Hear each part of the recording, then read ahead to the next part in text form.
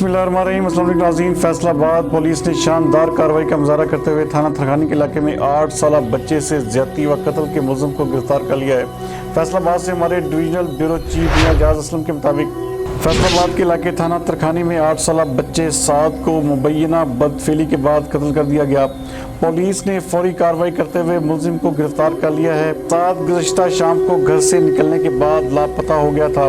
CPO Azhar अकरम और SSP operations Ali Raza ने वाक़े का नोटिस लेते हुए फौरी कार्रवाई का हुक्म दिया, जिस पर बर वक्त ऑपरेशन करते हुए मुलजिम कासिम को गिरफ्तार कर लिया गया।